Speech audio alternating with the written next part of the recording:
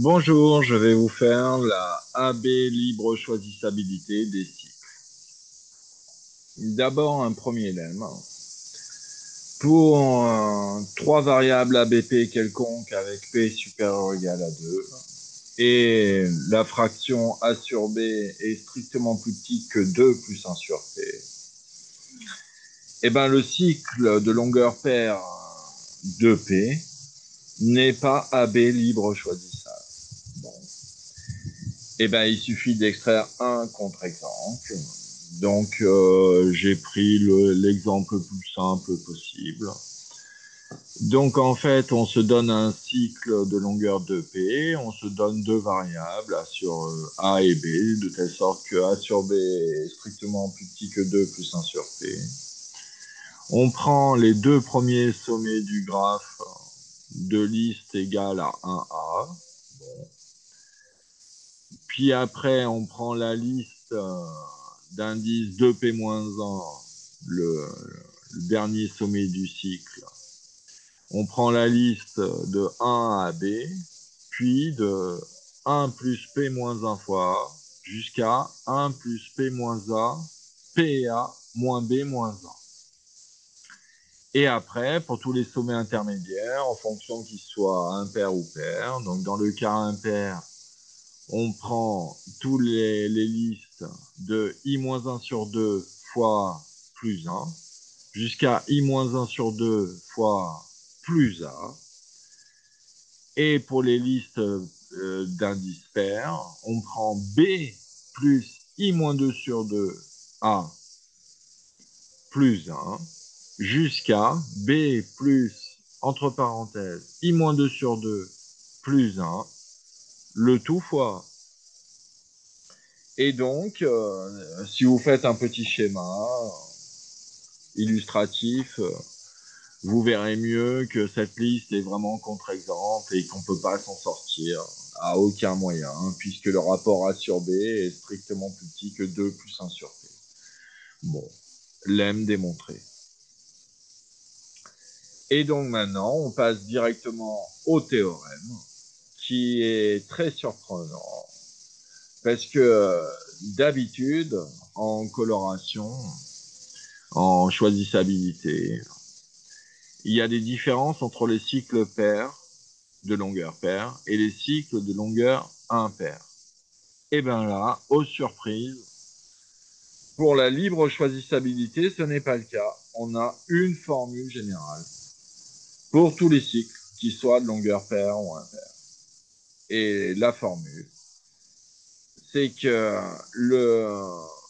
tout cycle de longueur n est AB libre choisissable si et seulement si A sur B est supérieur ou égal à 2 plus partie entière inférieure, enfin l'inverse de la partie entière inférieure, de n sur 2.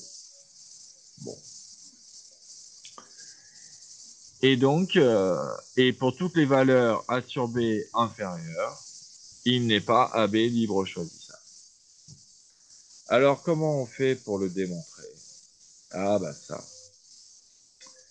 Ça, si on a la bonne algèbre de la coloration d'un chemin pondéré, c'est facile. Il suffit d'appliquer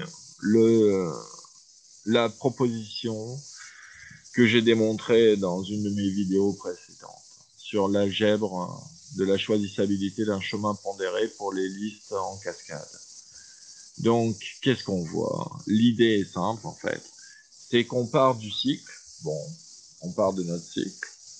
Et puis, il y a un sommet quelconque, V0. On va l'appeler V0 sans perdre de notation. On va l'appeler V0 qui a une taille B en liste. Et puis, tous les autres sommets ont une taille A. Bon, ben on va transformer ce graphe cycle en un chemin de sommet 0, le même sommet 0 que suit le cycle. Puis après, on suit tous les chemins, tout le cycle, un à un. Et puis, on s'arrête pour le chemin au sommet V indice n-1. Parce qu'on Et puis après, on finit par un nouveau sommet dans ce chemin. On reprend le sommet V0, donc avec la liste de taille B.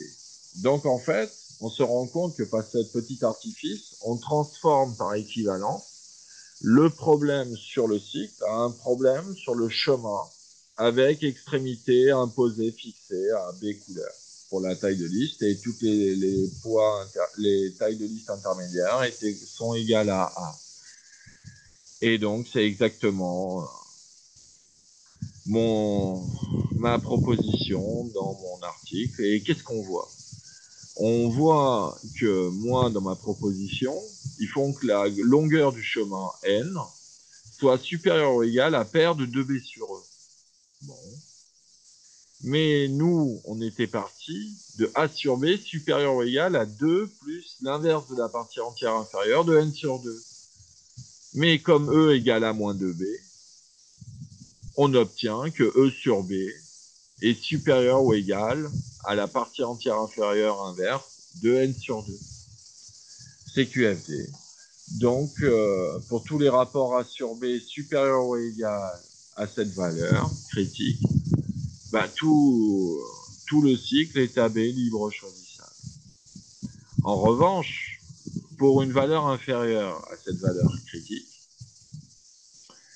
pour les cycles impairs, bon, ben ça, on sait que c'est faux, puisque par le théorème de Thusa-Voigt, on sait que cette valeur critique est la valeur minimale pour AB choisir. Donc, pour les cycles impairs terminés, on ne peut pas faire mieux. En revanche, pour les cycles pairs, on pourrait théoriquement faire mieux, mais mon lemme précédent montre que c'est impossible. C'est QFD.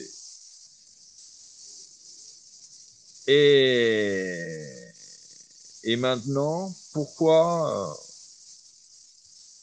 des fois on s'intéresse à la AB libre choisissabilité des cycles, alors que d'habitude on s'intéresse à des problèmes de AB choisissabilité?